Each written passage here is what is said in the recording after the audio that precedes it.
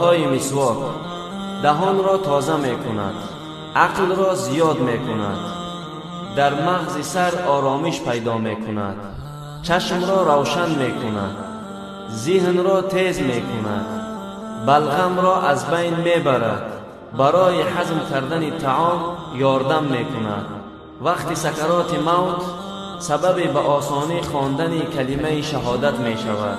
مسواک این سنت پیغمبر است. پیغمبر صلی الله علیه و سلم همیشه مسواک استفاده می بردند. برادران عزیز، این ویدیو را نشر کنید، زیرا اینکه سخنان خوب را برای دیگران رسانیدن صدقه جاریه است.